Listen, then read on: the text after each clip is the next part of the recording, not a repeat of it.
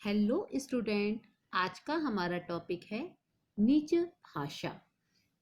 निज भाषा का लेखक हैं भारतेंदु हरिश्चंद्र। आज मैं आपको इस कविता के सभी प्रश्नोत्तर बताने वाली हूँ। भारतेंदु हरिश्चंद्र जी का जन्म हुआ है वाराणसी में और इनकी मृत्यु 6 जनवरी 1885 को वाराणसी में ही हुई थी। और इनकी प्रमुख कृतियां हैं बंदर सभा, बकरी का बिलाप, हास्य काव्य कृतियां, अंधेर नगरी, चौपट राजा, हास्य व्यंग प्रधान नाटक, भारत वीरत्व, विजय वैजयंती, सुमनांजलि, मधुक मुकुल, वर्षा, विनोद, राग संग्रह आदि काव्य संग्रह हैं। तो ये हो गया हमारा भारतेंदु हरिश्चंद्र जी का जीवन परिचय। अब हम इस कविता के ये जो निज भाषा है इस कविता के प्रश्न उत्तर देखेंगे। तो हम सबसे पहले प्रश्न उत्तर में सबसे पहले हम देखेंगे शब्द वाटिका। निज अपना, हिय हृदय, सूल शूल कांटा, यद्यपि यद्यपि, मूल अज्ञानी, कोय कोई, मति बुद्धि, महम मध्य, देशन देश, उत्पात उपद्रव। अब इसका सबसे पहला क्वेश्चन है मौलिक सृजन से।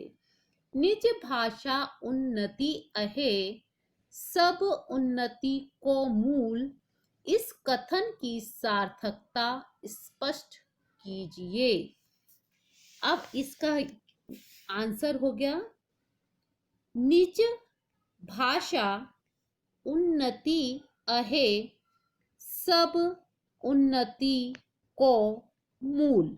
अर्थात मातृभाषा ही सभी प्रकार की उन्नति का मूलाधार है। निज भाषा की उन्नति के बिना समुचित व वास्तविक विकास संभव नहीं है। शिशु के जन्म के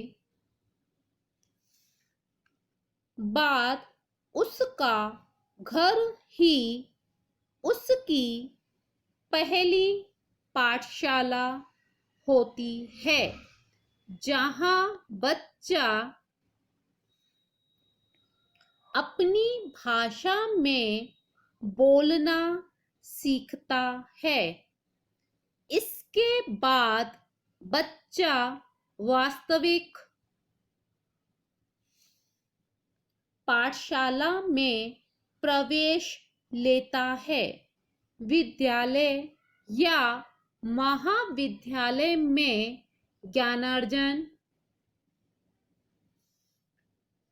कर विद्यार्थी अपने परिवार, समाज व देश की उन्नति में सहयोग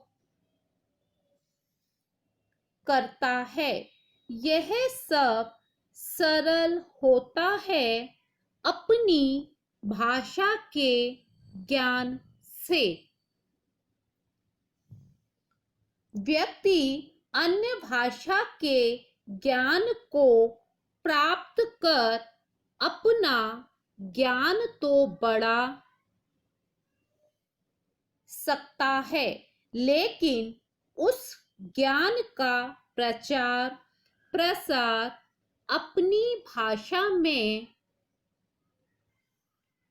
किया जाता है, तभी उस ज्ञान की सार्थकता मानी जाती है।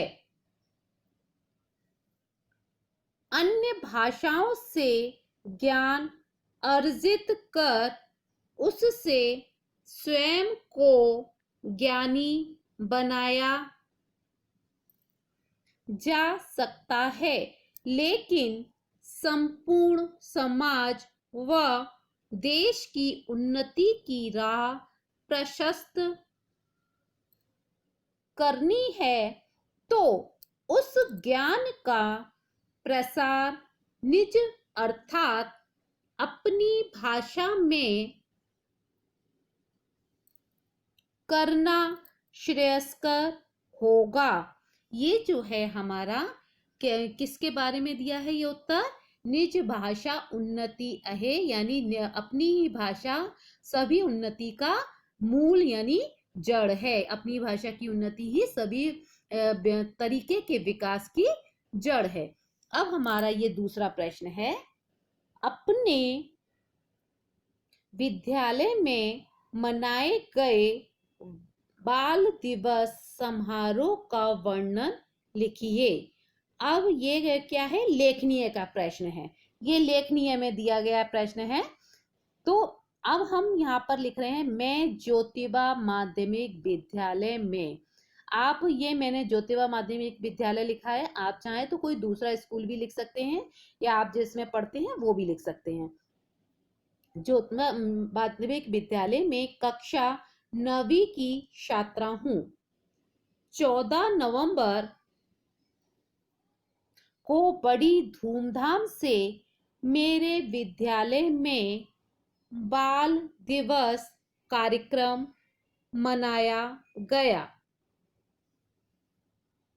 इस अवसर पर विद्यार्थियों ने सांस्कृतिक नृत्य, गायन व नाटक कथाओं का मंचन कर कार्यक्रम में उपस्थित सभी लोगों का दिल जीत लिया। अब ये हो गया हमारी रूपरेखा। अब इसके बाद हम लिखेंगे कि उसमें क्या कार्यक्रम में क्या क्या सांस्कृतिक कार्यक्रम हुए वह लिखेंगे। तो कार्यक्रम में विद्यालय के सभी शिक्षकों, प्रधानाध्यापक सहित क्षेत्र के वरिष्ठ समाज सेवी राम मोहन सिंह मौजूद थे। कार्यक्रम की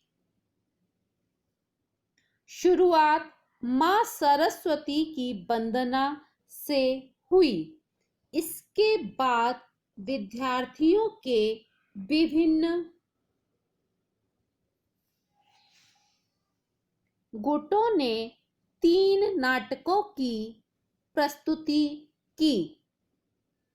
कुछ विद्यार्थियों के गुटों ने सांस्कृतिक नृत्य तो कुछ ने विभिन्न लोक गीतों की भी प्रस्तुति की।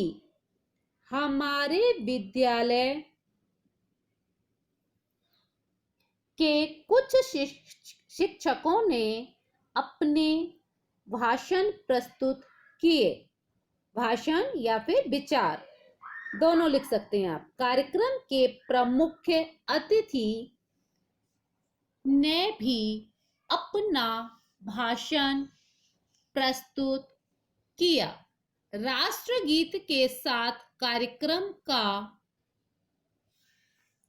समापन हुआ और उपस्थित सभी विद्यार्थियों में लड्डू वितरित किया गया। ये जो है हमारा वृत्तांत लेखन है। वृत्तांत लेखन का मैं वीडियो पहले ही बना चुकी हूँ, आप उसको देख सकते हैं। और ये जो हमने लिखा है ये एक वृत्तांत है। वृत्तांत मतलब हमारा क्या हो गया? Report writing. तो ये हमारा पूरा वृत्तांत है जो हमने यहाँ पर लिखा है। इसके बाद हमारा क्वेश्चन है, हिंदी दिवस समारोह के अवसर पर अपने वक्तृत्व में हिंदी भाषा का महत्व प्रस्तुत कीजिए। संभाषणीय का प्रश्न है ये। अब हिंदी वक्तृत्व का मतलब होता है भाषण। आप अपने भाषण, एक भाषण तैयार कीजिए जिसमें आपको हिंदी भाषा का महत्व बताना है। तो आप भाषण की शुरुआत कैसे करोगे? मेरे मित्रों करके या मेरे दोस्तों, और उसके बाद आपको उस मतलब भाषण में हिंदी का महत्व बताना है कि हिंदी का महत्व क्यों है, क्यों वो उसको हमारी राष्ट्रभाषा क्यों बनाया गया, या उसमें मतलब उसका क्या महत्व है हम लोगों के लिए, देश के लिए उसका क्या महत्व है। तो ये सब कुछ आपको उसके अंदर लिखना है। इसके बाद है भाषा बिंदु। शब्द युग्म पूरे करते हुए वाक्यों में प्रयोग कीजिए। शब्द युग्म यानी जो शब्द हम साथ साथ बोलते हैं, जैसे सुबह शाम, दिन रात, माता पिता, भाई बहन, चाय नाश्ता, ये जो ऐसे शब्द हैं ये शब्द युग्म कहलाते हैं, जो हम जोड़े के साथ बोलते हैं, तो ये शब्द युग्म कहलाते हैं। और वही शब्द यहाँ पर दिए गए भी हैं। तो जैसे घर, घर हो सकता है, घर द्वार हो सकता है, ज्ञान अज्ञान, भला बुरा, प्रचार प्रसार, भूख प्यास, भोला भाला। अब इनका आप वाक्य प्रयोग कैसे करोगे? आप घर घर को शब्द को लेकर वाक्य प्रयोग कीजिए, घर को लेकर, एक अज्ञान को लेकर वाक्य प्रयोग कीजिए, बुरा को लेकर वाक्य प्रयोग कीजिए, फिर ज्ञान को लेकर वाक्य प्रयोग कीजिए, इधर भला को लेकर कीजिए, फिर प्रचार को लेकर एक वाक्य बनाइए, प्रसार को लेकर एक वाक्य बनाइए, भूख को लेकर एक वाक्य बनाइए, प्यास को लेकर एक वाक्य बनाइए, या दोनों का साथ में कोई वाक्य बन जाए ऐसा वाक्य बनाइए। तो ऐसे ये सारे शब्द आपके आ जाएं, ऐसे वाक्य आपको बनाने हैं। इस स्वाध्याय से संबंधित कोई भी प्रश्न अगर आपका है जो आपको समझ में नहीं आ रहा है, तो कृपया आप मुझे कमेंट्स करके पूछ सकते हैं, और जिनके उत्तर मैं देने की कोशिश करूंगी। आपको मेरा वीडियो पसंद आया हो तो आप प्लीज इसे लाइक कीजिए, सब्सक्राइब कीजिए और अपने दोस्तों के साथ शेयर कीजिए।